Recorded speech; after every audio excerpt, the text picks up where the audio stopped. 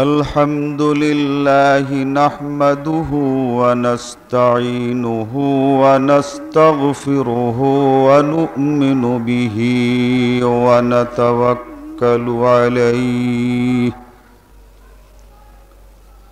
ونعوذ بالله من شرور أنفسنا ومن سيئات أعمالنا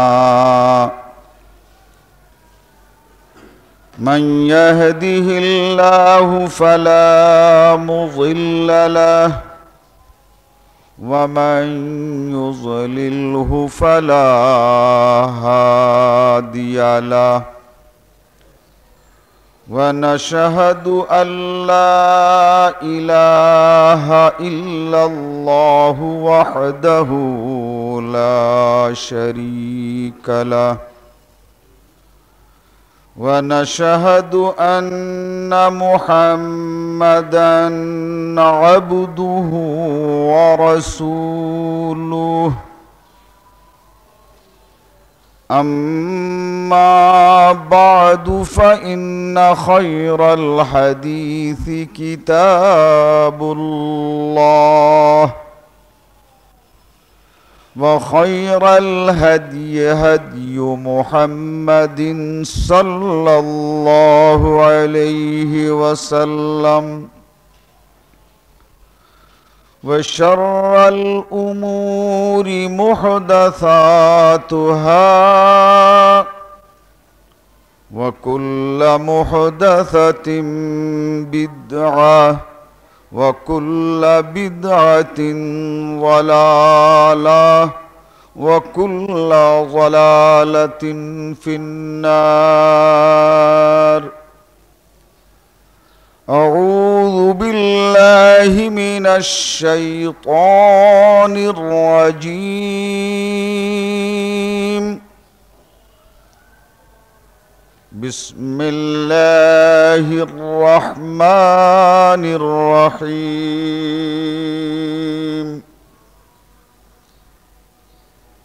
ألف لام را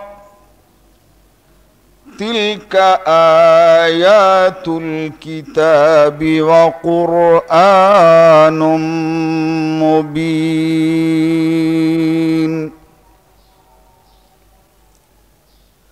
আল্লাহ রব্বুল আলামিনের লাখ লাখ শুকর যে আজকার এই জুমাতে আমরা শরীক হতে পেরেছি। নবী মুহাম্মদুর রাসূলুল্লাহ সাল্লাল্লাহু আলাইহি ওয়াসাল্লামের উপরে লাখো সালাত ও সালাম, যার প্রদর্শিত পথ এবং হেদায়েত পেয়ে আমরা ন্যায় এবং সত্যকে জানতে বুঝতে পেরেছি, অবলম্বন করার তৌফিক পেয়েছি। আজকের খুতবা কোরআনের ভাষায় কোরআনের পরিচয়। সমাজের মধ্যে কোরআন তেলাওয়াত অনেকেই করে, কিন্তু কোরআনের বাস্তব পরিচয় সম্পর্কে অনেকেই অবহিত নন। ফলে কোরআন সম্পর্কে তাদের ধ্যান ধারণা অস্পষ্ট। এই ধ্যান ধারণার উপরে তাদের ঈমানও অনেক জায়গাতে গোলমেলে হয়ে আছে। তাই যে কোরআন আল্লাহ রাব্বুল আলামিন আমাদের হেদায়েতের জন্য নাজিল করেছেন, এই কোরআন সম্পর্কে একটি মুসলমানের ঈমান, ধ্যান ও ধারণা অত্যন্ত স্পষ্ট হতে হবে। সমাজের কিছু লোক যারা আলেম বলে পরিচিত, তারা বলে থাকেন কোরআনের মধ্যে আল্লাহ রাব্বুল আলামিনের অনেক আয়াত, অনেক বিধান, অনেক বক্তব্য স্পষ্ট নয়। এই স্পষ্ট না হওয়ার জন্যেই বড় বড় আলেম, ইমাম এবং বিশিষ্ট ব্যক্তিদের কাছে আমাদের যেতে হয়। তারা ওই আয়াতগুলোকে স্পষ্ট করেন এবং ওই আয়াতগুলোর মধ্যে স্পষ্ট কি বলেছেন সেটা তারাই নির্ণয় করেন। তাই আমরা কোরআন মেনে চলতে পারছি।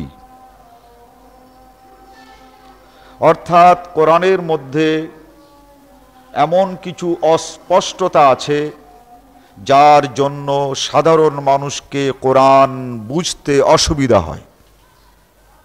এ হচ্ছে তাদের দাবি। কোরআন যিনি নাজিল করেছেন সেই কোরআনের ভাষায় আমাদেরকে বিষয়টি বুঝতে হবে। আল্লাহ রাব্বুল আলামিন ইরশাদ করেন, আলিফ লাম রা তিলকা আয়াতুল কিতাবি ওয়া কুরআনিম মুবিন। হে দুনিয়ার মানুষ, কোরআন কোনো অস্পষ্ট গ্রন্থ নয়। কুরআনিম মুবিন, মুবিন শব্দের শব্দগত অর্থ হচ্ছে স্পষ্ট, যা দেখবার পর মানুষের জন্য আর কিছু দেখবার থাকে না। কোনো বিষয় আপনি জানতে চান, কোনো বস্তুকে আপনি চিনতে চান, সেটা দেখবার পর মানুষ যখন তার পরিচয় পুরোপুরিভাবে জেনে যায় তখন তা আর দেখবার প্রশ্ন ওঠে না, আর তা দেখতে চায় না। এভাবে যে জিনিস স্পষ্ট হয়ে যায়, যার ভিতরে কোনো অস্পষ্টতা থাকে না, সেই বিষয়কে, সেই জিনিসকে বলা হয় মুবিন। তো আল্লাহ তাআলা বলেন যে কোরআন আমি অবতীর্ণ করেছি, তা মুবিন, তা স্পষ্ট, তার মধ্যে কোনো অস্পষ্টতা নাই। আর এক শ্রেণীর লোকেরা বলেন যে তার মধ্যে অস্পষ্টতা আছে বলেই তা স্পষ্ট করার জন্য আলেম ওলামাদের প্রয়োজন হয়ে থাকে, ইমামদের দরকার হয়ে থাকে। আল্লাহ বলেন স্পষ্ট আর তারা বলেন অস্পষ্ট।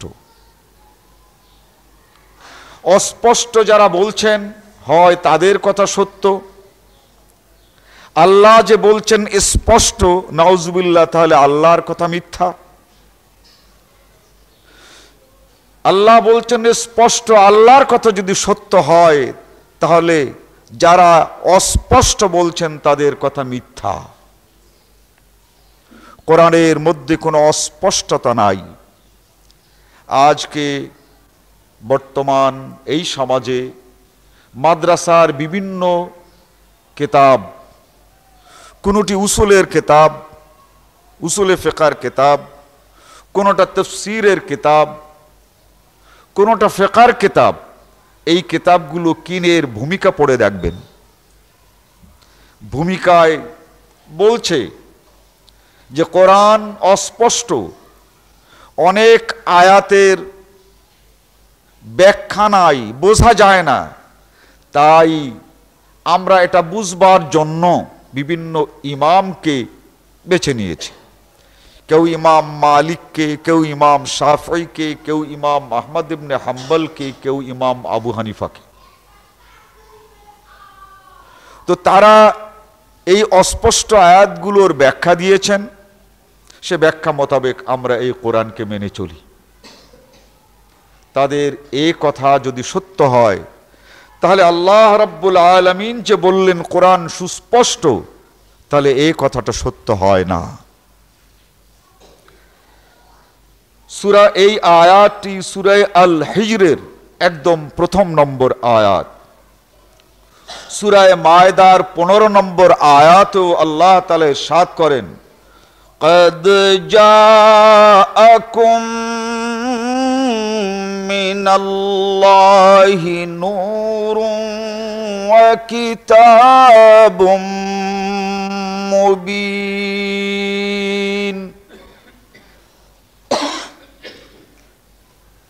তোমাদের কাছে এসেছে আল্লাহর পক্ষ থেকে এক আলো, আর এসেছে কিতাবুম মুবিন, এক কিতাব যার বক্তব্য অত্যন্ত স্পষ্ট। সূরা আন-নামলের প্রথম নম্বর আয়াত আল্লাহ তাআলা ইরশাদ করেন, তাসিন তিলকা আয়াতুল কুরআনি ওয়া কিতাবিম মুবিন। কোরআনের যে আয়াত, এই কোরআনকে আবার বলা হয়েছে কিতাব। এই কোরআনও অস্পষ্ট নয় আর কিতাবও অস্পষ্ট নয়, অর্থাৎ আল্লাহর এই দেওয়া কিতাবকে তুমি কোরআনই বলো আর একে তুমি কিতাবই বলো, মুবিন, তাই স্পষ্ট, অস্পষ্ট নয়। অতএব অস্পষ্ট হওয়া যারা দাবি করেন তাদের কথা সত্য নয়। মানুষকে কোরআনের পথ থেকে বিচ্যুত করার জন্যে এই মানুষগুলো কোরআনের প্রতি একটি অপবাদ সৃষ্টি করেছে, একটি বদনাম সৃষ্টি করেছে। এ বদনাম কেবলমাত্র কোরআনের নয়, যা কোরআনকে অস্পষ্ট বলে বদনাম করছে তারা আল্লাহ রাব্বুল আলামিনকেও অস্পষ্টবাদী হিসেবে চিহ্নিত করছে। কোরআন যদি অস্পষ্ট হয় তাহলে এই কোরআন যিনি অবতীর্ণ করেছেন তিনি স্পষ্টবাদী নন, তিনি অস্পষ্টবাদী। কথা বলতে গিয়ে তিনি মানুষকে স্পষ্ট করে কিছু বুঝান না। কিছু সংখ্যক লোক বলে থাকেন যে কোরআন তাফসীর ছাড়া বোঝা যায় না, আর এটা আগের চেয়ে একটু সরল এবং সোজা। আল্লাহ রাব্বুল আলামিন ইরশাদ করেন সূরা আল ফুরকানের 33 নম্বর আয়াতে, লা ইয়াতুনাকা বিমাসালিন ইল্লা জিনাকা বিল হক ওয়া আহসানা তাফসীরা। হে নবী, আপনার কাছে যে মাসাল, যে কোরআন অবতীর্ণ করা হয়েছে, যে কিতাবকে নাজিল করা হয়েছে, এটা একান্ত সত্য, এর ভিতরে অসত্যের কিচ্ছুই নেই। আর এটার ব্যাখ্যা করার জন্য কোনো হুজুরকে ডেকে আনতে হবে না। ওয়া আহসানা তাফসীরা, এই কোরআনই কোরআনের তাফসীর। এই কোরআনের বক্তব্য নিজেই ব্যাখ্যার সাথে সংযুক্ত। অতএব কোরআন বোঝার জন্য কোনো মানুষকে মুফাসসির হিসেবে দাঁড় করাতে হবে না। ওয়া আহসানা তাফসীরা, যে যত ভালোই তাফসীর করুক, কোরআন নাজিল করেছেন আল্লাহ, আহসানা তাফসীরা, তার তাফসীরটাই হচ্ছে সবচেয়ে সুন্দর, নির্ভুল ও নির্ঘাত। যারা কোরআনকে বুঝবার জন্যে মানুষের ব্যাখ্যাকে উপস্থিত করতে চান, গুরুত্ব দিতে চান, তারা বুঝাতে চান যে কোরআনকে বুঝবার জন্য একজন মুফাসসিরের দরকার। যারা মাদ্রাসায় পড়েছেন, উসুলের কিতাব পড়েছেন, সেখানে মুফাসসির ও মুফাসসার একটি আয়াত, এই আয়াতকেই আল্লাহ রাব্বুল আলামিন অন্য জায়গায় আবার অন্য আয়াত দ্বারা তাফসীর করেছেন। এই কোরআনের মধ্যেই কোরআনের আয়াতই তার তাফসীর করছে। একথাই আল্লাহ তাআলা বলছেন, ওয়া আহসানা তাফসীরা। কোরআন ব্যাখ্যাবিহীন ভাবে মানুষের কাছে ছেড়ে দেননি, যে পৃথিবীর যে কোণা থেকে যে কোনো ব্যক্তি যে কোনো রকমের তাফসীর করে এই কোরআনের ব্যাখ্যা মানুষের সামনে উপস্থিত করতে পারে। তাহলে এই কোরআনের অস্তিত্ব কেবলমাত্র অক্ষরে সীমাবদ্ধ থাকতো, আর কোরআন মানুষ বুঝতে গিয়ে বহু জটিলতার সম্মুখীন হতো। এই ব্যাখ্যা দিয়ে কোরআনের পথ থেকে মানুষকে বিচ্যুত করার জন্য কোরআন সম্পর্কে আরেকটি অপবাদ, তা হচ্ছে কোরআন ব্যাখ্যা ছাড়া বোঝা যায় না। তাহলে ব্যাখ্যা কার? এই যে কোনো বড় হুজুরের কোনো একখানা ব্যাখ্যা কেনেন, একখানা তফসির কেনেন, কোরআন এই ব্যাখ্যা ছাড়া বোঝা যাবে না। আপনি কোরআন অধ্যয়ন করুন, আল্লাহ রাব্বুল আলামিনকে স্পষ্ট করে নিজের ভাব জানিয়ে দিন, হে আল্লাহ, এই কোরআন আমার সামনে, আর এই কোরআন তোমারও সামনে। আমি বাঙালি, এর চেয়েতে বেশি বিদ্যা আমার নেই। এর যে তরজমা যা কিছু আছে তোমার কোনো বান্দা করেছে, হয়তো এর মধ্যে এই অনুবাদে ভুল থাকতে পারে, কিন্তু তুমি যে জ্ঞান আমাকে দান করবে সেই জ্ঞানের ভিতরে ভুল নাই। আমি এর চেয়েতে আর জানি না। আমি তোমার কাছে আত্মসমর্পণ করে কোরআন নিয়ে তোমারই সামনে আমি বসছি। এই কোরআনের সঠিক জ্ঞান যদি তুমি না দাও, তাহলে এই জ্ঞান দেওয়ার মতো এই পৃথিবীতে আর কেউ নেই। তুমি এই কোরআনকে স্পষ্ট করেছো, তুমি এই কোরআনের ব্যাখ্যা করেছো, তুমি আমাকে সেই ব্যাখ্যা বুঝিয়ে দাও। ওয়াল্লাযীনা জাহাদু ফীনা লানাহদিয়ান্নাহুম সুবুলানা।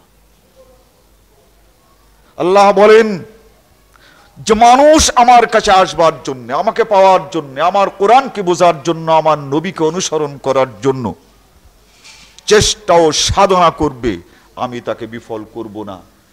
বুঝবার সেই জ্ঞানকে আহরণ করার পথ আমি দেখাবো। এটা আল্লাহ রাব্বুল আলামিনের ওয়াদা। ইন্নাল্লাহ লা ইউখলিফুল মিয়াদ। আল্লাহ কখনো ওয়াদা ভঙ্গ করেন না। অতএব কোন মানুষের ব্যাখ্যায় সহায়তা লাভ করা যেতে পারে, কিন্তু কোন মানুষের ব্যাখ্যাই ব্যাখ্যা নয়। ইবনে কাসির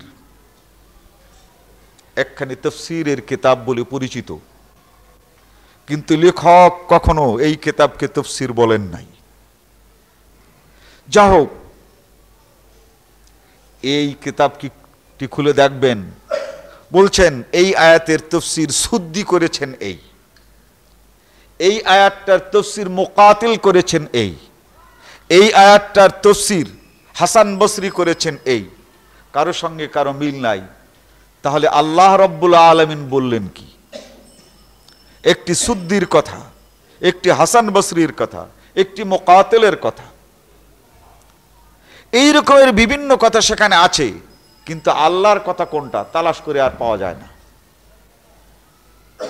আল্লাহর কথা ওটাই যে শব্দে আল্লাহ কোরআনকে অবতীর্ণ করেছেন, সেটাই একমাত্র তাফসীর। ভাষায় আপনাকে কি অর্থ করে, সেই অর্থটাই হচ্ছে তাফসীর। ওয়া আহসানা তাফসীরা, সেই তাফসীর যদি আপনি গ্রহণ করেন, তাহলে কারো কথায় আপনার মধ্যে কোনো দ্বিধা দ্বন্দ্বের সৃষ্টি হবে না। তাই যারা কোরআনকে আমরা মুতাআলা করতে চাই, কোরআন থেকে কিছু জ্ঞান উপার্জন করতে চাই, এই কোরআনকে সামনে নিয়ে কোরআনের ভাষা আমাদেরকে কি বুঝাতে চেয়েছে সেটি আমাদের পয়লা বুঝতে হবে। কোনো মানুষের তাফসীর কখনোই সেই অভ্রান্ত বক্তব্য নয় যে বক্তব্য আল্লাহ রাব্বুল আলামিন মানুষের সামনে পেশ করতে চেয়েছেন। এক শ্রেণীর লোক এরপরে বলে যে না, আছে কোরআনে যে ব্যাখ্যা নাই তা না, তা বিস্তৃত ব্যাখ্যা নাই।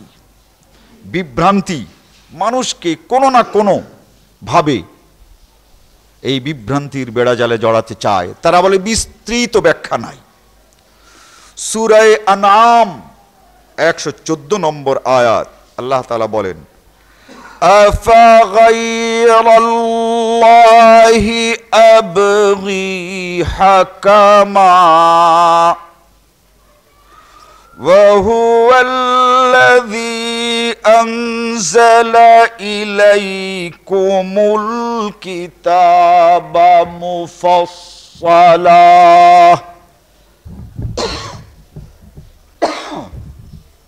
আল্লাহ বলেন, আফাগাইরাল্লাহি আবগি হাকামা, তুমি কোনো সমস্যায় পড়েছ, এই সমাধানের জন্য আল্লাহকে ছাড়া আর কোনো সমাধানকারী কি খুঁজছ? আবগি, এই আল্লাহ ছাড়া আর কেউ তোমাকে সমাধান দিতে পারেন বলে তুমি বিশ্বাস করছো? আফাগাইরাল্লাহ আবগি হাকামা, সমাধান দেবে,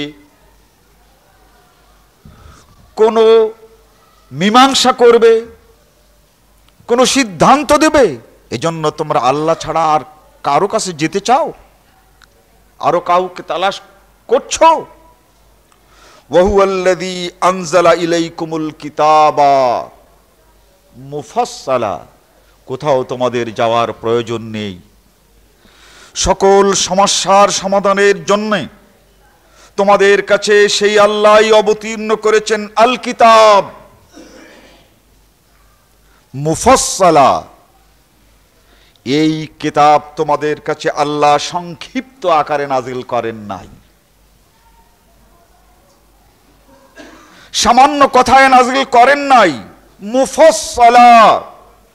কোরআনকে বুঝবার জন্য যতটা বিস্তৃত ব্যাখ্যার দরকার, এই ব্যাখ্যা সহই এই কোরআনকে আল্লাহ তাআলা অবতীর্ণ করেছেন। সূরা আনআম 114 নম্বর আয়াত।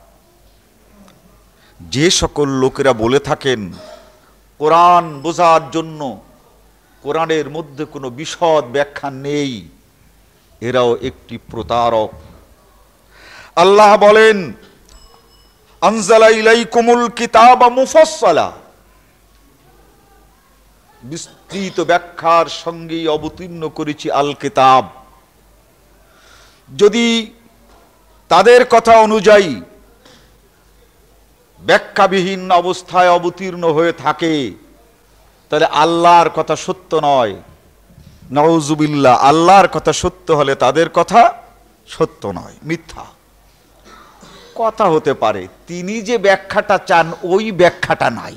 এবার ব্যাপারটা বুঝুন, উনি যে ব্যাখ্যাটা চাইছেন ওই ব্যাখ্যাটা নাই, কিন্তু আল্লাহ আপনাকে আমাকে যা বুঝাতে চেয়েছেন সে ব্যাখ্যাটা আছে।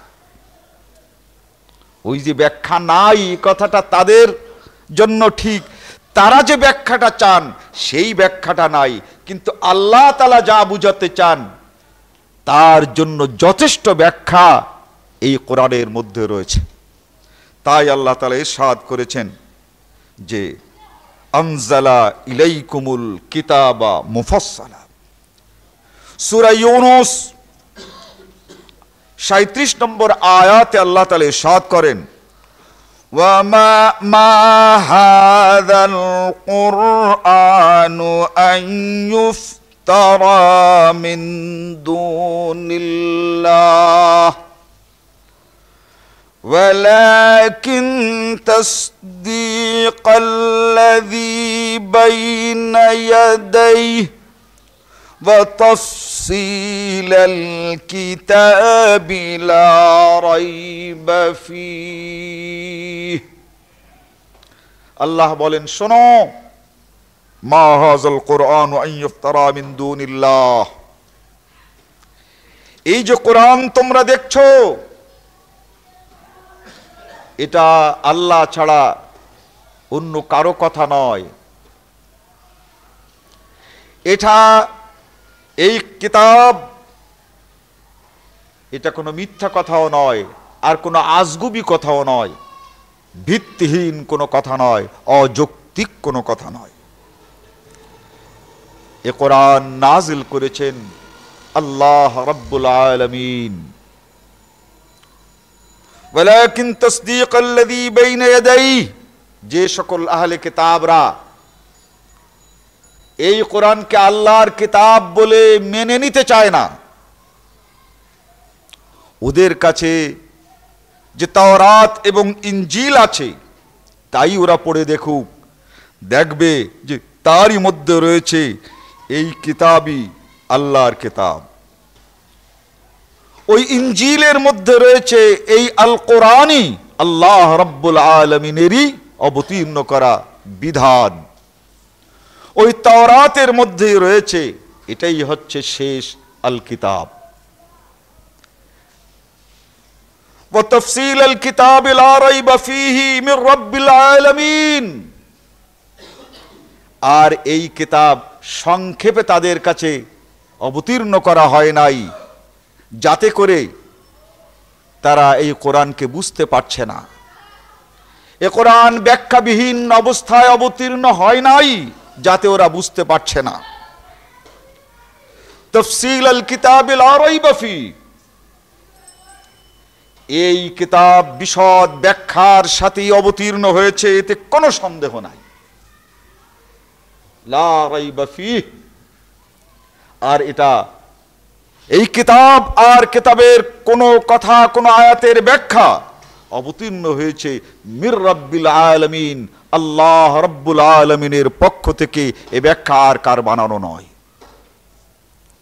অতএব বিশদ ব্যাখ্যা নাই যারা বলছেন, হয় কোরআনকে তারা জেনে বুঝে কোরআনের এই পরিচয়কে গোপন করছেন, আর নতুবা তারা সুনির্দিষ্ট একটি অসৎ উদ্দেশ্যে তারা এ কথাগুলো বলছেন। আয়াতটি সূরা ইউনূসের ৩৭ নম্বর আয়াত। আল্লাহ তাআলা ইরশাদ করেন, মা কানা হাদিসান ইফতারা ওয়ালাকিন তাসদীকাল্লাযী বাইনা ইয়াদাইহি ওয়া তাফসীলা কুল্লি শাইইন ওয়া হুদান ওয়া রাহমাতাল লিকাওমিন ইউমিনুন। হে দুনিয়ার মানুষ, এই কোরআন কোনো মিথ্যা কথা নয়, এ কোরআন কোনো অযৌক্তিক বক্তব্য নয়, এ কোরআন কোনো মানুষের বানানো নয়। হে আহলে কিতাব, যারা এই কোরআনের বিরুদ্ধে কথা বলছো, কোরআন সম্পর্কে মানুষের অন্তরে সন্দেহ সৃষ্টি করার অপচেষ্টায় লিপ্ত আছো, তোমাদের কাছে যে তাওরাত এবং ইনজিল আছে খুলে দেখো, ওখানেই অত্যন্ত স্পষ্ট করে বলা হয়েছে যে এই হাদিস তথা এই কোরআনই আল্লাহ রাব্বুল আলামিনের কাছ থেকেই অবতীর্ণ হয়েছে, অন্য কারো সৃষ্টি নয়, অন্য কারো কাছ থেকে আসা নয়। ওয়া তাফসীলা কুল্লি শাই, এই কোরআনকে বুঝবার জন্য ব্যাখ্যা যতটা দরকার, সেই ব্যাখ্যার কোনো কথা এতে বাদ নাই। তাফসীলা কুল্লি শাই, প্রত্যেকটি বিষয়ের ব্যাখ্যা সহ এই কোরআন অবতীর্ণ হয়েছে। ওয়া হুদাম ওয়া রাহমাতাল লিকাওমিন ইউমিনুন, যারা এই কথাগুলোকে বিশ্বাস করে, কোরআন তাদের জন্য যেমন রহমত, কোরআন তাদের জন্য তেমন হেদায়েত। অতএব যে মানুষগুলো কোরআনকে সম্মুখে করে অথবা কোরআন সম্পর্কে বলে যে এর মধ্যে বিশদ ব্যাখ্যা নাই, তারা ভুল করছে শুধু নয়, কেউ তো ভুল করছে, আর অনেক আছেন যারা জেনে শুনে মানুষকে প্রতারিত করছেন। আল্লাহ রাব্বুল আলামিন ইরশাদ করেন সূরা আনআম ৩৮ নম্বর আয়াতে, মা ফারাতনা ফিল কিতাবি মিন শাই। হে পৃথিবীর মানুষ, দিন সম্পর্কে তোমার সমস্যা কি? দিন ব্যাপারটি বুঝে নিতে হবে, দুনিয়া নয়। দিনের ব্যাপারে তোমার যত জিজ্ঞাসা আছে, দিনের ব্যাপারে তোমার যত জানার কথা আছে, দিনের ব্যাপারে তোমার যত সমস্যা আছে, ওই সমস্যাগুলোর কোনো সমস্যার সমাধান আমি কোরআনে দিতে বাদ দেই নাই। মা ফারাতনা ফিল কিতাবে মিন শাইইন। কিন্তু এক শ্রেণীর লোকেরা বলেন দৈনন্দিন জীবনের অনেক কিছু এই কোরআনে নাই, তাই বিভিন্ন হুজুরদের কাছ থেকে আর ইমামদের কাছ থেকে আমাদের দৈনন্দিন জীবনের মসলা মসাইল জেনে নিতে হয়, এই কোরআনে এটা নাই। আল্লাহ বলেন মা ফাররাতনা ফিল কিতাবি মিন শাই, কিছুই আমি বাদ দেইনি। আর তারা বলেন দৈনন্দিন জীবনের অনেক কথাই নাই। কার কথা ঠিক? সূরা বনি ইসরাইল এর 18 নম্বর আয়াত, সূরা আল কাহফ তার 54 নম্বর আয়াত, সূরা রুম 58 নম্বর আয়াত, সূরা জুমার 28 নম্বর আয়াতে একই কথা বলা হচ্ছে। وَلَقَدْ صَرَّفْنَا فِي هَذَا الْقُرْآنِ مِنْ كُلِّ مَثَلٍ لَعَلَّهُمْ يَذَّكَّرُونَ।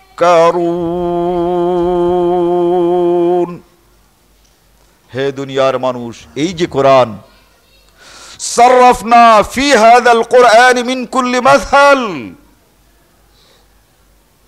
তোমাদের সকল সমস্যা, তোমাদের সকল জিজ্ঞাসা, যেটা আল্লাহকে মানার ক্ষেত্রে, যেটা রসুলকে মানার ক্ষেত্রে তথা দ্বীনকে মানার ক্ষেত্রে এমন কোনো কথা এতে বাদ নেই। বিস্তৃতভাবে বর্ণনা করা হয়েছে লাআল্লাহুম ইয়াযাক্কারুন, যাতে করে এই কোরআন পড়তে পারো, বুঝতে পারো, এর থেকে তোমরা তোমাদের দৈনন্দিন জীবন, তোমাদের সমস্যার সমাধান এখান থেকে তোমরা গ্রহণ করতে পারো। তাহলে যারা বলেন যে সকল সমস্যার সমাধান নেই, হয় এরা মিথ্যাবাদী, নতুবা নাউযুবিল্লাহি মিন যালিক, আল্লাহ যে বলছেন এর ভিতরে কোনো সমস্যার সমাধান আমি দিতে বাদ দেই নাই, এ কথাটি ঠিক নয়। কথা হচ্ছে এখানে কিতাবাম মাওকুতা, সময় মতো নামাজ পড়ো।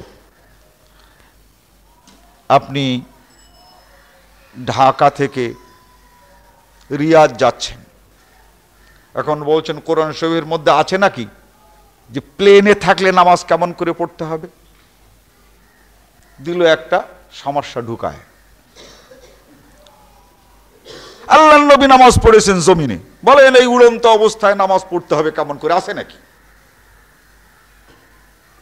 এগুলো একদম শয়তানের চেলা। তার কারণ ওই প্লেনে যখন চড়লেন এই সময় সীমার আপনি বাইরে না, কিতাবাম মাওকুতা, ওয়াক্তের বাইরে কেউ না, ওয়াল আসর, সময়ের মধ্যে উঠবার সাথে সাথে আপনি কি নামাজের সময় আপনার এসেছে, পড়ে ফেলুন, গোলমালের দরকার কি? কোনো কথা নেই। এই সকল মানুষগুলো মানুষের অন্তরে নূতন নূতন কথা নিজেরা সৃষ্টি করে তারপর বলে এইটা কোরআনে নাই।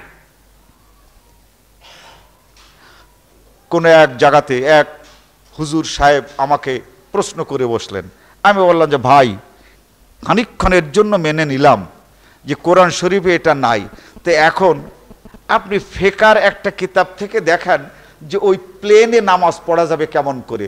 তার কারণ প্লেনটা আবিষ্কার তো হয়েছে ইমাম আবু হানিফার মৃত্যুর বহু বছর পর, দেখেন যে ওর মধ্যে আছে নাকি। বলে আপনি আমার প্রশ্নের উত্তর আগে দেন। বলে হ্যাঁ, আপনার প্রশ্নের উত্তর দেব, কিন্তু আপনি বলেন যে আপনি দেবেন, তাহলে আমার উত্তর শুরু করি। ব্যাপারটা হচ্ছে আমি আপনার প্রশ্নের উত্তর দেব এই ওয়াদা আপনার কাছে করছি, আর আপনি উত্তর দেবেন যে ইমাম আবু হানিফা তার ফিকাতে প্লেনে নামাজ পড়ার মসলা উনি বলেছেন কিনা, এটা আপনি দেবেন কিনা। এখন বলে আপনারটা আপনি আগে শুরু করেন। বলে ঠিক আছে, আপনি ওয়াদা দেন, আমি শুরু করছি। আমি বললাম কোরআন থেকে যে আপনার এই ফালতু প্রশ্নের সৃষ্টি করার কোনো অবকাশ নেই। আপনি প্লেনে কোনোদিন চড়েছেন? বলে ভাই আমি চড়ি নাই। বলে আমি চড়িছি, শোনেন, ওর ভিতরে দস্তুর মতো নামাজ পড়া যায়, সময় দেখা যায়, সব কিছু ওখানে রুকু করা যায়, সেজদা করা যায়, জামাতেও পড়া যায়, সামনের দিকে ফার্স্ট ক্লাসে যে জামাতেও পড়া যায়। বলে এই পর্যন্ত নিয়ে তো লম্বা লম্বা কথা বলছেন। তো এক শ্রেণীর লোক নিজেরা ঘরে বসে ওই প্রশ্ন সৃষ্টি করে। এই প্রশ্ন সৃষ্টি করার কোনো অবকাশ আল্লাহ নবী মুহাম্মদুর রাসূলুল্লাহ দেন নাই। তিনি বলেছেন, আপনারা বুখারী শরীফের ইতিসাম বিল কিতাবে ওয়াস সুন্নতে হাদিসটি পাবেন, ইন্নামা হালাকা মান কানা ক্বাবলাকুম বিসওয়ালিহিম ওয়া ইখতিলাফিহিম আলা আমবিয়াইহিম, তোমাদের আগের নবীদের উম্মতরা ধ্বংস হয়ে গেছে প্রশ্ন করে করে, প্রশ্ন করে আর তার উত্তর পায় না। বিসওয়ালিহিম, এই অসঙ্গত আর অতিরিক্ত প্রশ্ন করে তারপরে এখন নিজেরাও জবাব দিতে পারে না। যাদেরকে প্রশ্ন শিখাইছে তারা যখন উত্তর চায় তো নিজেরাও বলতে পারে না, তখন শুধু পালায়। কথা হলো এই যে আল্লাহ আমাদেরকে যা বলতে চেয়েছেন তার ব্যাখ্যা আছে, হুজুর যা ব্যাখ্যা করতে চান ওইটা নাই। আল্লাহ আমাদেরকে যে পথে পরিচালনা করতে চান, কোরআন সেই সকল সমস্যার সমাধান দিয়েছেন, কিন্তু হুজুর যে পথে চালাতে চান ওটার কথা কোরআনে নাই বলেই মনে করেন কোরআন মজিদের মধ্যে অনেক সমস্যার সমাধান নাই। আল্লাহ রাব্বুল আলামিন ইরশাদ করেন, আলহামদুলিল্লাহিল্লাযী আনজালা আলা আবদিহিল কিতাব ওয়া লাম ইয়াজআল লাহু ইওয়াজা। এক শ্রেণীর লোকেরা বলে থাকেন যে কোরআন দারুণ জটিল জিনিস, এই কোরআনের আয়াতের মধ্যে অনেক জটিলতা আছে। এই জটিলতার মীমাংসা আমাদের ইমাম সাহেবরা করেছেন, হুজুর সাহেবরা করেছেন, পীর সাহেবরা করেছেন, তাই তো ওনাদেরকে মানি। আর আল্লাহ বলেন, আলহামদুলিল্লাহিল্লাযী আনজালা আলা আবদিহিল কিতাব, সেই আল্লাহর সকল প্রশংসা যে আল্লাহ তার বান্দা মুহাম্মদুর রাসূলুল্লাহ সাল্লাল্লাহু আলাইহি ওয়াসাল্লামের কাছে আল কিতাব নাজিল করেছেন। ওয়ালাম ইয়াজআল লাহু ইওয়াজা, আর যে কিতাব নাজিল করেছেন এই কিতাবের মধ্যে কোনো জটিলতা নাই। লাম ইয়াজআল লাহু ইওয়াজা, এর ভিতরে কোনো জটিলতা নাই, কোনো বক্রতা নাই। আর এরা কোরআন সম্পর্কে বুঝাবার চেষ্টা করেন, কোরআনের মধ্যে জটিলতা আছে, তাই জটিল ব্যাপার, এ ব্যাপার নিয়ে আপনি কি বুঝবেন? আপনি একজন সাধারণ মুসলমান, আপনি যখন বলেন যে আমি কোরআনে পেয়েছি, বলে আপনি কোরআনের বোঝেন কি? কি সাথে সাথে আপনি কোরআনের বোঝেন কি? আপনি যদি সরল সোজা হন তাহলে চলে আসবেন, তো উনি তো টাইটেল পাস আর আমি তো অত পাস টাস না, তাই তো হ্যাঁ কোরআনের উনি বোঝেন কি? কিন্তু আপনি যদি বুদ্ধিমান হন, তখন আপনি যদি জিজ্ঞাসা করেন যে হুজুর এই তরজমা যিনি করেছেন তিনি কি আপনার চেয়ে বেশি বোঝেন না কম বোঝেন, তখন আর তরজমা বহু রকমের আছে, এই এখন তার কোনো উত্তর নাই। যেই আপনি বললেন যে আমি আপনার সামনে কোরআন শরীফের যে অনুবাদ বা তরজমা আমি পেশ করলাম, এইটা কি কোনো মূর্খ লোকে করেছে না আপনার মতো আলেম লোকে করেছে? কোনো তরজমা বহু দেখেছি, কিন্তু একটাও দেখেন নাই। যদি জিজ্ঞাসা করেন হুজুর আচ্ছা আপনি এই বাংলাদেশে যতগুলো কোরআন শরীফের তরজমা বেরিয়েছে এর পড়েছেন কয়টা? অত পয়সা কি আছে নাকি যে পয়সা কিনে কেতাব কিনে দেখবো? উনি কিন্তু আবার এক মসজিদের ইমাম, সেখানে ইসলামী ফাউন্ডেশন বহু বই দিয়েছে। ওই হুজুরের কাছে জিজ্ঞাসা করবেন, হুজুর আপনার আলমারির মধ্যে 200 বই আছে, এর কোনটা পড়েছেন? বলে আপনারা পড়েন, মানে ওনার আর পড়া লাগে না। কিন্তু এই ইমাম সাহেব যখন বলেন তখন মনে হয় যিনি একদম আল্লাহর কাছ থেকে সরাসরি ওনার কাছে ওহী নাজিল হয়, মানে বলতে আর উনি যে জানেন না কিছু, এটা আপনি কখনো কোনো হুজুরকে নাড়াচাড়া দিয়ে টের পাবেন না। কোনো হুজুরের কাছে কোনো মশলা জিজ্ঞাসা করলে সে হুজুর এত জানে, কোনোদিন বলবে না যে ভাই এই ব্যাপারটা আমার জানা নাই, আমি জেনে আপনাকে বলবো। এইরকমের হুজুর খুব কম আছে। দেখেন, পরীক্ষা করে দেখেন, যে হুজুরের লম্বা জামা যত লম্বা, যত পাগড়ি লম্বা, হ্যাঁ বেশভূষা যত লম্বা, উনি তত বেশি জানে, কিন্তু আসলে কিচ্ছুই জানে না, খুব ঠেলাঠেলি করে দেখা গেছে। এরাই বলে যে কোরআনের মধ্যে বহু জটিলতা আছে। আমি একজন মুদাররিস এই বাংলাদেশের একটি মাদ্রাসায় তিনি মুসলিম শরীফ পড়ান বলে আমাকে বললেন, পরে জানলাম ঠিক। আমি বললাম, হুজুর কত বছর ধরে মুসলিম শরীফ পড়ান? তো উনি বলেন, আমি 14 বছর ধরে পড়াচ্ছি। তখন বলি, ঠিক আছে, একটা প্রশ্ন জিজ্ঞাসা করবো। বলে, হুজুর নিশ্চয়ই আপনি মিথ্যা কথা বলবেন না, এটা একটু আগে বলে নিচ্ছি, আপনি কিছু মনে করবেন না। আচ্ছা, যালিকাল কিতাবু লা রাইবা ফি, এই কিতাবখানা আল্লাহ তাআলা নাজিল করেছেন, এতে কোনো সন্দেহ নাই। হুদাল্লিল মুত্তাকিন, যারা মুত্তাকি তাদের জন্য হেদায়েত। আমার মনে হয় আপনি একজন মুত্তাকি মানুষ, আপনি সত্য কথা বলবেন। সূরা ফাতিহা থেকে শুরু করে মিনাল জিন্নাতি ওয়ান নাস পর্যন্ত এই কোরআন হেদায়েত এবং আমার জন্য আমাকে পড়তে হবে। আপনি আপনার জন্য অর্থ সহ জীবনে কয়বার পড়েছেন? বলে, এটা দিয়ে আপনার দরকার কি? দেখলেন, প্রশ্ন তো সোজা। বলি, এটা আল্লাহ তাআলার পাঠানো হেদায়েতের কিতাব, আপনি এটাকে অর্থ সহ আপনার জন্য, ভাই এটা কোনো তফসির করার জন্য না, অনেক সময় তফসির করার জন্য কিন্তু আগে দেখতে হয়। একেবারে আপনি আপনার জন্য, যেটা আল্লাহ তাআলার কিতাব, অর্থাৎ প্রথম তো আমাকে জানতে হবে, কু আনফুসাকুম, তো আপনি এটা কয়বার পড়েছেন? উনি বলেন যে আপনার দরকার কি? এখন ওই রমজানের দিনে আসছে, তো ওই টাকা পয়সা উসুল করার জন্য লোক একজন লাগে, তো উনি উল্টা আমাকে জিজ্ঞেস করেছেন যে আপনি পড়েছেন কয়বার? আমি বললাম যে ভাই, এই রমজান, ওই রমজানের পর থেকে এই রমজানের আগ পর্যন্ত আমি পড়েছি একবার, আর এইরকমভাবে প্রায় রমজানের আগে আমি পড়ে থাকি। তো এইভাবে যদি আপনি হিসাব করে আপনাকে বলি পুরোপুরি, তাই অন্তত পক্ষে 12 বার আমি পড়েছি, কেবলমাত্র আমার জন্য, আর কারো জন্য নয়। জিজ্ঞাসা করলাম, হুজুর মুসলিম শরীফটা পড়ান, এটা তো সবক, আপনার কোন খণ্ড? বলে, আমার দ্বিতীয় জিল।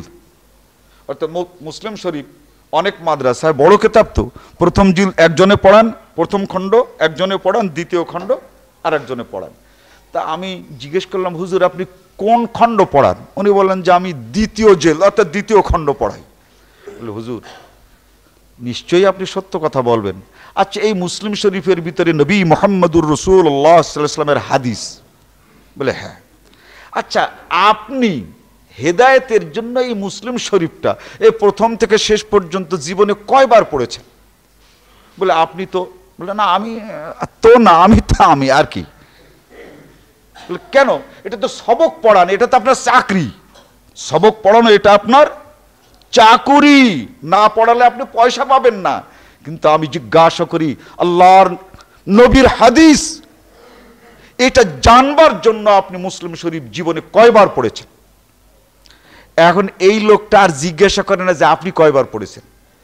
ওই যে হুজুরের চামচা, ইনি আর এখন আমাকে আর জিজ্ঞাসা করে না যে আপনি কয়বার পড়েছেন। তা আমি বললাম, হুজুর আমাদের বহু আলেমদের কাছে এইভাবে প্রশ্ন করে কিন্তু আমি খুব লজ্জিত হয়েছি। বলে, কিভাবে? বলে, এই যেমন আপনি বলতে পারছেন না আমি জীবনে একবার ওই বুঝবার জন্য পড়েছি, জীবনে একবার আপনি হুজুরকে ঠকাবার জন্য সবকে পড়েছেন একবার। যারা পড়ে তারা কিন্তু বোঝে যে কি পড়া পড়ে। মুসলিম শরীফ ওই পয়লার থেকে শেষ পর্যন্ত দাওরায়ে হাদিসই হোক আর টাইটেলে তো অবস্থাই আলাদা। মানে এটা আল্লাহকে ঠকানো, রসুলকে ঠকানো, মানে মুসলিম শরীফকেও ঠকানো হয়। এই সবক পড়ার সময় এই মুসলিম শরীফটা কেউ ঠিক অর্থ সহ পড়তে পারে না, পড়ে না। করে কি? তা যদি আপনারা দেখতেন, মাদ্রাসায় পয়সা দিয়েও তো দূরের কথা, মাদ্রাসার হুজুরদেরকে যা করতেন, করে কি? পড়ো, ওই আমরা হুজুরকে পড়াই, অর্থাৎ আমরা ওই এবারও দর দর দর দর দর দর করে একবারে 1 ঘন্টা 45 মিনিটের ঘন্টার ভিতরে হয়তো 200 হাদিস পড়ে ফেললাম, হুজুর শোনে। পরে আবার সবকের সময় ওই যেখান থেকে পড়েছে ওইখান থেকে আমি শোনাচ্ছি, হুজুর কিছু কয়টায় না, হুজুর স্ট্যাচু, মূর্তি। এই হচ্ছে হাদিসের কিতাব পড়া। বুখারী শরীফ, আরে বাপরে শোনেন না হুজুর ইনি বুখারী শরীফ পড়ছে। কি কায়দায়! একবার যদি আপনারা রমজানের মাত্র 20-15 দিন আগে যান তাহলে এই হাদিস পড়ানোর দৃশ্য দেখা যায়। তার মানে সবক তো শেষ করতে হবে, ওদিকে কিতাব বাকি, তো হুজুরও ঘুমায় আর যারা পড়ে ওরাও ঘুমায়। আর একজন যে এক্সপার্ট যে এবারত পড়তে পারে ও শুধু পড়ে, ও পড়ে যায় পড়ে যায় পড়ে যায় পড়ে যায় পড়ে যায়, ওই হুজুরও ঘুমায়। বলে হুজুর ঘন্টা পড়ছে, বলে হুজুরও বলে ঠিক আছে যাও, আর ওরাও যায়। এই হচ্ছে পড়া। প্রত্যেকটা মাদ্রাসায় খবর নেন, এই যে হাজার হাজার হাদিসের সঙ্গে এই ঘুমাই ঘুমাই হাদিস পড়ে, এই হচ্ছে মাদ্রাসার অবস্থা। পড়বে কি? তার কারণ 1 বছরের ভিতরে সিয়াসত এভাবে শেষ করা সম্ভব নয়। এই জন্য আহলে হাদিস মাদ্রাসাগুলোতে এই বুখারী আর মুসলিম পড়ায় 1 বছরে, আর সুনানের কিতাব পড়ায় 1 বছরে। এটাও কিন্তু ঠিক না। পাকিস্তানে এবং ইন্ডিয়াতে আছে যে 4 বছরে এটা পড়ানো হয়। এভাবে সমস্যার সৃষ্টি করা হয়। সমাধানের জন্যে হেদায়েতের উদ্দেশ্যে কোরআন শরীফকে একবার আগাগোড়া নিজের জন্য পড়েছে, জিজ্ঞাসা করে দেখবেন নাই। কিন্তু বলে কি যে কোরআনের সমস্ত কথার সমাধান নাই। আল্লাহ রাব্বুল আলামিন ইরশাদ করেন, লাম ইয়াজআল লাহু ইওয়াজা, কোরআনের মধ্যে কোনো বক্রতা নাই।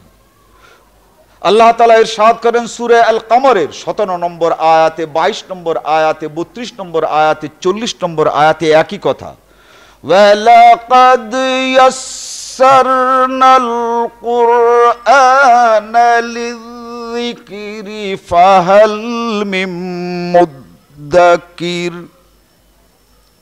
ওয়ালাকাদ ইয়াসসারনাল কুরআন, হে দুনিয়ার মানুষ, তোমাদের জন্য এই কোরআন বোঝাকে আমি সরল সোজা করে দিয়েছি। এই কোরআনকে আমি বক্র করি নাই, কোরআনের মধ্যে তোমরা কিছু বুঝবে না আর আমি নাজিল করি নাই। ওয়ালাকাদ ইয়াসসারনাল কোরআন, এই কোরআনকে বুঝবার জন্য আর এই কোরআনকে মানবার জন্য, লিযিকরে মানবার জন্য সোজা এবং সরল করে দিয়েছি। ফাহাল মিন মুদ্দাকির, এই কোরআন থেকে কেউ নসিহত গ্রহণ করতে চায়? আল্লাহ চ্যালেঞ্জ করেন, পড়ে দেখো, বুঝে দেখো, বুঝতে পারো কিনা। ফাহাল মিন মুদ্দাকির, তোমাদের মধ্যে এই কোরআন থেকে উপদেশ গ্রহণ কেউ করতে চায়? আল্লাহ চ্যালেঞ্জ, আসো পড়ো দেখো বোঝো। আল্লাহ রাব্বুল আলামিন অন্যত্র ইরশাদ করছেন সূরা ইউসুফের 111 নম্বর আয়াতে, মা কানা হাদিসুন ইফতারা ওয়ালাকিন তাসদীকাল্লাযী বাইনা ইয়াদাইহি ওয়া তাফসীলা কুল্লি শাইইন ওয়া হুদাম ওয়া রাহমাতাল লিকাওমিন ইউমিনুন। বিস্তারিতভাবেই আল্লাহ ব্যাখ্যা করেছেন, বিষয়টি আবার বুঝুন। মানুষ নিজের কল্পিত যে ব্যাখ্যা, কল্পনায় যে ব্যাখ্যা তারা তৈরি করে রেখেছে, ওই কল্পিত ব্যাখ্যাটা কোরআনে নাই। কিন্তু আল্লাহ আপনাকে বুঝাতে চান যা, সে কথা কিন্তু কোরআনে স্পষ্ট হয়েছে। এ আয়াতে নয় তো অন্য আয়াতে, অন্য আয়াতে নয় তো অন্য আয়াতে। কিন্তু মানুষ নিজের কল্পনায় যে ব্যাখ্যাটা তৈরি করেছে, সেই কল্পিত ব্যাখ্যা কোরআনে নাই। এই মানুষগুলো কোরআনকে জটিল হিসেবে মানুষের সামনে তুলে ধরেছে। যেমন হিন্দুরা তাদের বেদ পুরাণকে জটিল হিসেবে তাদের ধর্মাবলম্বীদের সামনে তুলে ধরে, কোরআনকে এইভাবে জটিল করেছে, এইভাবে হাদিসকেও জটিল করেছে। অতএব এই কোরআন প্রত্যেকটি মানুষকে পড়তে হবে, প্রতিটি মানুষকে তেলাওয়াত করতে হবে, প্রতিদিন একটি আয়াত হলেও অর্থসহ পড়তে হবে। আমি যদি এই কোরআনকে অর্থসহ পড়ি, তাহলে এই সকল মানুষের জালিয়াতি সব আপনার সামনে স্পষ্ট হয়ে যাবে। আর কোরআন যদি কেবলমাত্র রমজানে একটু পয়লা পারা আর শেষ পারা পড়েন, সারা বছর কোরআন পড়লেন না, আর পড়লেন তাও না বুঝে, কোরআন খতম করায়, সত্যি কোরআন একদম খতমই করে ফেলে।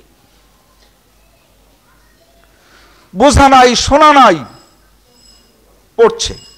এই পড়ায় কিন্তু সব আছে, নাউজুবিল্লাহ, সব নাই তা না, নেকি আছে, কিন্তু সেই নেকি বুঝবার মতো নেকি নয়। ওই কোরআনকে বুঝলে যে নেকি, আর কেবলমাত্র কোরআনকে না বুঝে যে নেকি, এই দুটো নেকি এক হতে পারে না। অতএব মানুষ যে জটিলতার সৃষ্টি করছে নিজেদের বক্তব্য দিয়ে, ওই সকল কেতাবের ভূমিকায়, তফসিরের ভূমিকায়, তারপরে বহু ফিকহের কেতাবের ভূমিকায়, এই সকল কথাগুলোই মিথ্যা এবং ভিত্তিহীন কোরআনের এই আয়াতগুলোতে তা প্রমাণ করল। এরপরে নবী মুহাম্মদুর রাসূলুল্লাহ সাল্লাল্লাহু আলাইহি ওয়াসাল্লামের পরিচয় আমরা জানলে এই ব্যাপারের বাকি সমাধান হয়ে যাবে। আল্লাহ রাব্বুল আলামিন বলেছেন, সমস্ত সমস্যার সমাধান আমি দিয়েছি, কিন্তু আমরা তো দেখি না। কেমন? খুলনার পানি লবণাক্ত, সিলেটের একটা লোককে নিয়ে যদি বলেন এই যে পানি, তো লবণ কই, আপনি এই পানি এক গ্লাস উঁচু করে লবণ দেখাতে পারবেন? কিন্তু ওর মধ্যে লবণ আছে না নাই? আছে। এখন আমি লবণ দেখি না বলে আমি নির্বোধ যদি বলি যে এর ভিতরে লবণ নাই, তাহলে এটা ভুল হবে। ওই মানুষগুলো কোরআন যেভাবে পড়তে হয় সেভাবে কোরআন পড়ে নাই। কোরআন একটা হচ্ছে ভাষায় কোরআন, আর একটা হচ্ছে বাস্তব কোরআন। যে সকল ছেলেরা ইঞ্জিনিয়ারিং কলেজে পড়ে, দেখবেন একটি বাল্ব, বৈদ্যুতিক বাল্ব কিভাবে তৈরি করা যায় তা ওই কেতাবে আছে, আর একেবারে এঁকে দেওয়া আছে। মাইক্রোফোন তৈরি করবেন, রেডিও তৈরি করবেন, একেবারে প্রথম থেকে বিভিন্ন পার্টসের ছবি আছে। এটা ওটার সঙ্গে লাগাতে হয়, ওটা ওটার সঙ্গে লাগাতে হয়, ওটা ওটার সঙ্গে লাগাতে হয়, এইটাকে এইভাবে করতে হয়, তারপরে এইটা করতে হয়, তবে ওইটা করতে হয়, তারপরে একবারে শেষ পৃষ্ঠে বিরাট একটা রেডিও। এইটা হচ্ছে ভাষাগত অর্থে ব্যাখ্যা। আর ওই বইটাকে নিয়ে একটি লোক আপনাকে হাতে কলমে যে দেখিয়ে দিল, এইটা হচ্ছে কার্যত ব্যাখ্যা। এটা হচ্ছে কার্যত ব্যাখ্যা, আর ওটা হচ্ছে ভাষাগত ব্যাখ্যা। যেমন আল্লাহ তাআলা ইরশাদ করেছেন, আকিমুস সালাত, নামাজ কায়েম করতে হবে। সালাত মানে হচ্ছে দোয়া, সকল প্রকার দোয়াকেই সালাত বলে আরবিতে। এখন উত্তর নাই, পশ্চিম নাই, পূব নাই, উজু নাই, গোসল নাই, দোয়া করলেই নামাজ হয়ে যায় নাকি? কখনো হতে পারে না। কোরআনের মধ্যে যে দোয়া বা সালাতের কথা বলেছে, এটা আল্লাহ নবী নিজে ওই সালাতটা কায়েম করেছেন এবং বলেছেন, হাজা সালাতি সাল্লু কামা রাআইতুমুনি উসাল্লি। এইটা হচ্ছে বাস্তব সালাত, আর ওইটা হচ্ছে ভাষার সালাত। যাকাতের কথা বলা হয়েছে, যাকাত কাকে দিতে হবে, যাকাত কে দেবে, যাকাত হার কি, কততে কত দেবে, এই যে দিকগুলো, এইগুলোর বাস্তব ব্যাখ্যা হচ্ছেন মুহাম্মদুর রাসূলুল্লাহ সাল্লাল্লাহু আলাইহি ওয়াসাল্লাম। আর ওই শব্দগুলো হচ্ছে ভাষার ব্যাখ্যা। ভাষায় আল্লাহ তাআলা বলেছেন, আর সেই আল্লাহ রসুলকে দিয়ে এই কোরআনের বাস্তব ব্যাখ্যা প্রদান করেছেন। অতএব কোরআন ভাষা, আর রসুল হচ্ছেন তার বাস্তব তাফসীর। কোরআন ভাষা আর রসুলের এই 23 বছরের জীবন হচ্ছে এই বাস্তব কোরআন। কোরআন দুটো, একটা হচ্ছে কোরআনের ভাষা, আর একটা হচ্ছে কোরআনের বাস্তবতা। আল্লাহ তাআলা বলছেন, শোনো, এই ভাষাতেও আমি কোনো জটিলতা সৃষ্টি করি নাই, আর বাস্তব কোরআন মেনে চলতেও কোনো জটিলতা নাই। ওই বাস্তব কোরআনই হচ্ছেন মুহাম্মাদুর রাসূলুল্লাহ সাল্লাল্লাহু আলাইহি ওয়াসাল্লাম। যে কথাগুলো কোরআনের পরিচয় এই প্রথম খুতবায় দেয়া হলো, এরই প্রাসঙ্গিক সকল কথাগুলো পরবর্তী খুতবা যে কোরআনের ভাষায় নবী মুহাম্মাদুর রাসূলুল্লাহ সাল্লাল্লাহু আলাইহি ওয়াসাল্লামের পরিচয়, এই দুটো ব্যাপার আমাদের কাছে স্পষ্ট হয়ে যাবে। আল্লাহ তাআলা আমাদের এগুলো বুঝবার তৌফিক দিন। বারাকাল্লাহু লানা ওয়া লাকুম ফিল কুরআন।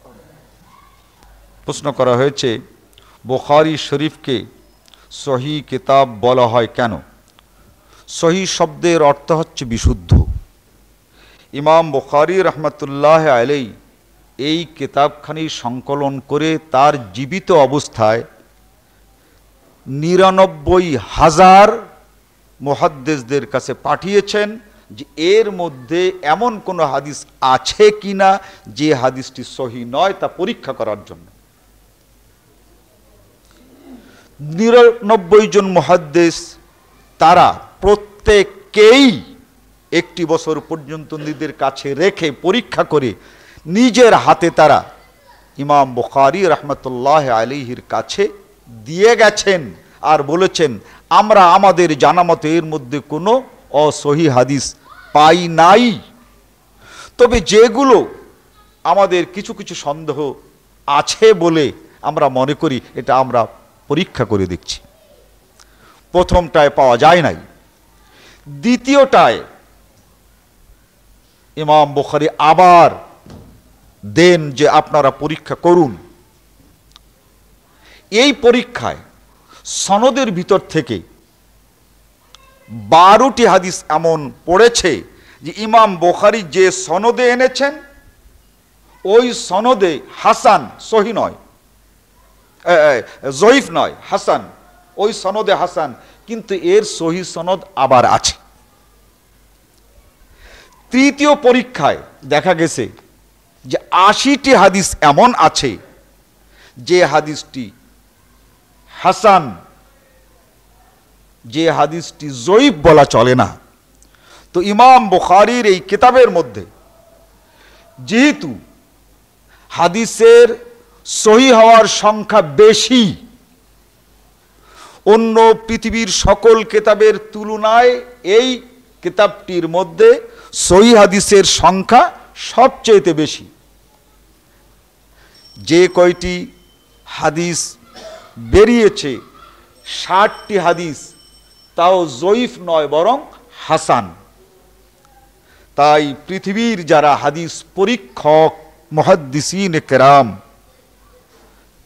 তারা এই হাদিসকে আল্লাহর কিতাবের পরে সহিহ আল বুখারী হিসাবে আখ্যা দিয়েছেন এবং ইমাম বুখারী এর পরে এই হাদিসের নাম সহিহ আল বুখারী দিয়েছেন। শরিয়াতে কোনটি ফরজ, ওয়াজিব, সুন্নাত, মুস্তাহাব তাহা কে বিধান করেছেন? কোনটা ফরজ, ওয়াজিব, মুস্তাহাব, সুন্নাত, এই ভাষায় এটা ফকিহরা করেছেন, ফিকাহবিদরা করেছেন, এটা আল্লাহ এবং আল্লাহর রাসূল করেন নাই। আল্লাহ বলেছেন, আমি এই কোরআন নাজিল করেছি, ওমান লাম ইয়াহকুম বিমা আনজালাল্লাহ ফাউলাইকা হুমুল কাফিরুন। আমি যা নাজিল করেছি যে বিধান, এ অনুযায়ী যে নিজের সিদ্ধান্ত করবে না, অপরের সিদ্ধান্ত করবে না, সে কাফের। আল্লাহ তাআলা বলেন নাই যে এটা ফরজ, ওটা ওয়াজিব, ওটা সুন্নাত, ওটা মুস্তাহাব।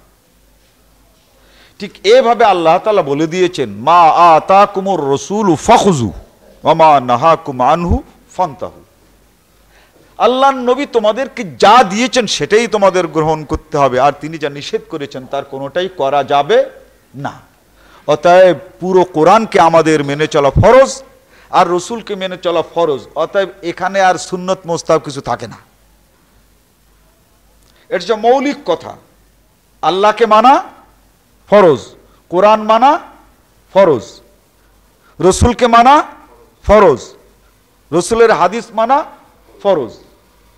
এই ফরজ প্রত্যেকটি, এই ফরজ মানে অবশ্য করণীয়, এটা প্রতিটি মানুষের পারিপার্শ্বিকতার দৃষ্টিতে হয়।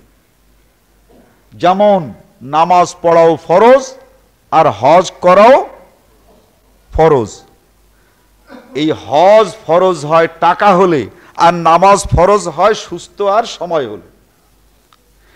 এই যে পার্থক্য থাকবে, সব হাদিসগুলোই আমাদের মেনে চলা উচিত। এটাই হচ্ছে ঈমান।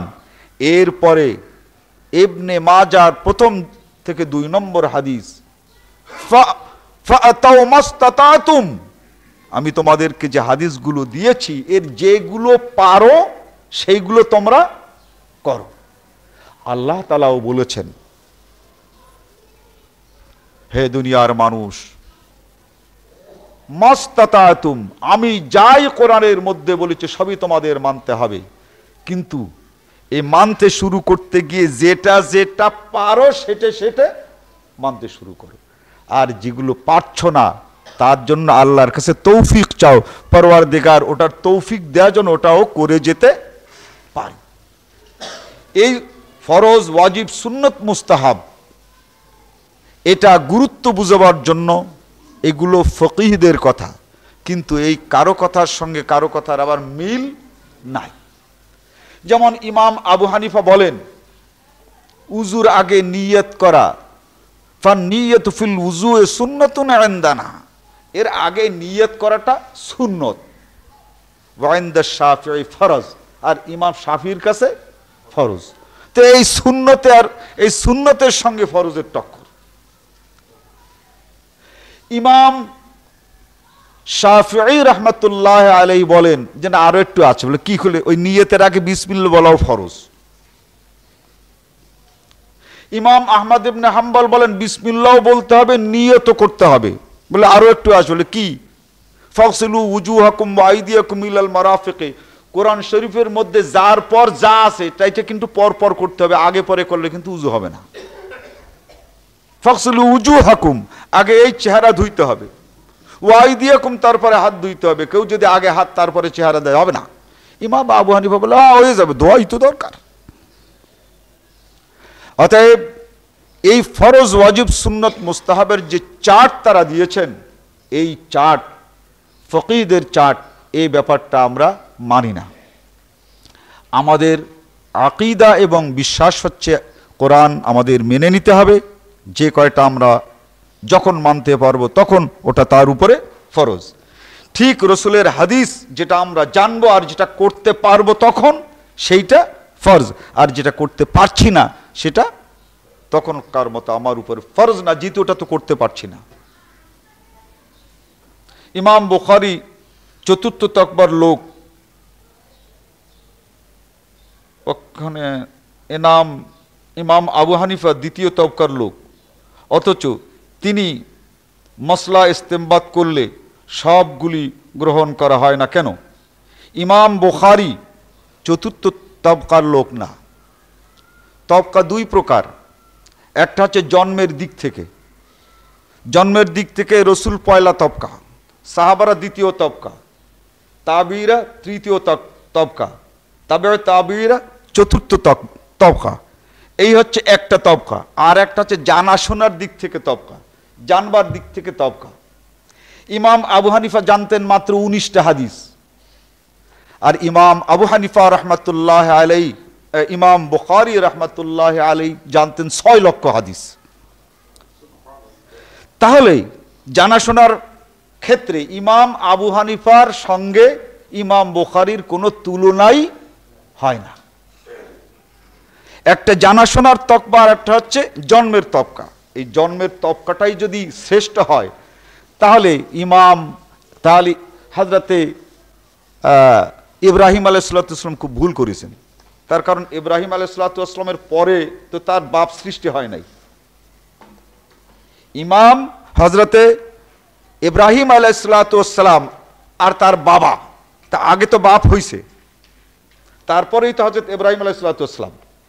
তো জন্মের দিক থেকে যদি আগের লোককে মানতে হয় তাহলে ইব্রাহিম আলাইহিস সালামকে নিজে নবী হিসেবে বাপকে বলা উচিত ছিল না যে আপনি গোমরা পথভ্রষ্ট, আপনি আমাকে মানেন, বরং বলে বাবা তুমি আমার আগে জন্মগ্রহণ করেছো, তোমাকে মানলাম। তো আগে জন্মগ্রহণ করলেই জানা বেশি যায় না, মানা বেশি যায় না। এক্ষেত্রে ইমাম আবু হানিফার এই পৃথিবীর বুকে আসমানের নিচে আর জমিনের উপরে কোনো হাদিসের কিতাব নাই, কোনো তফসিরের কিতাব নাই, তার লিখিত কোনো